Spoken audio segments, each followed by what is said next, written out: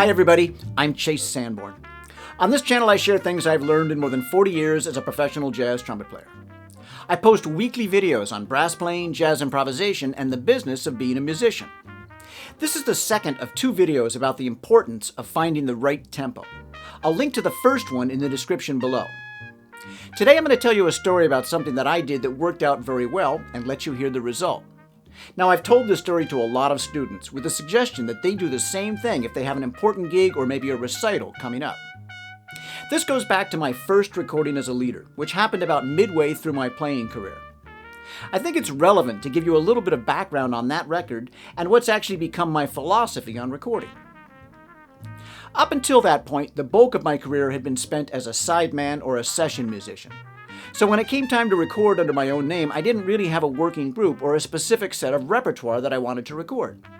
So I decided to put the emphasis on spontaneity. I called some of my favorite musicians, and although I'd played with everybody before, we'd never played as a group together. I told them the tunes we were going to record, and I gave them lead sheets, but that was it. We didn't rehearse, and we only did one take of every tune. I said to myself that if I wasn't happy with the result, I'd throw it all out and take another approach.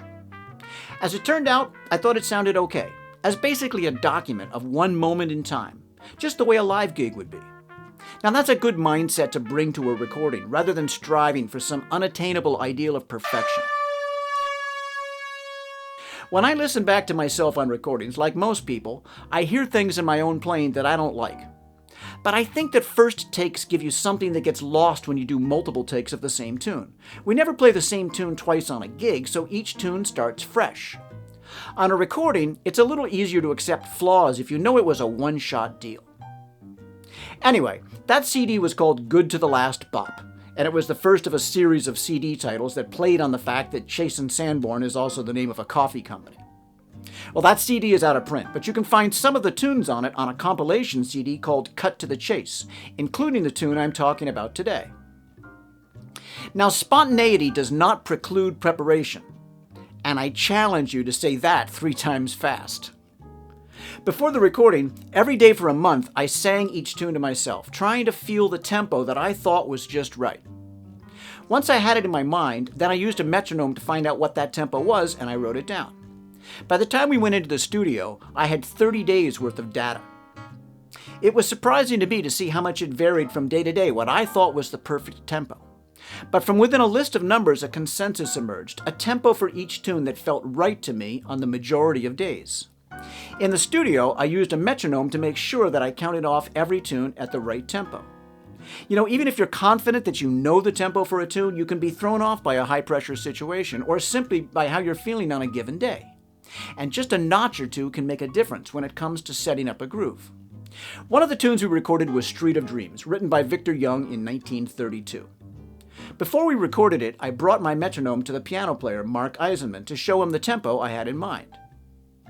Now, one of the reasons I like playing with Mark so much is that he has this deep sense of time and groove. When I played him the tempo, he said, "You know what? I think it sits a little bit better here," and he played it at a different tempo. Now, at any other time, I would have happily taken Mark's tempo, and I'm sure it would have been another great tempo. But because I had done all that prep work, I stuck to my guns. And I have to say that Mark's solo on this tune is one of my favorite moments on any of my CDs. It just swings so hard, and the groove is deep in the pocket. Of course, Mark gets most of the credit for that, as do Steve Wallace on bass and Rob Pilch on guitar.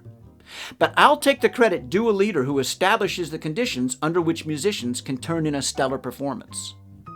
One of the things I tell students is that the notes you play determine whether a solo sounds good, but your time feel is what determines whether it feels good. So I'm going to get out of the way now and let you hear some really feel-good music. While you listen, it would be an excellent time to hit that subscribe button so you don't miss any of the thoughts from the mind of a jazz trumpet player. Enjoy the sounds. Bye for now.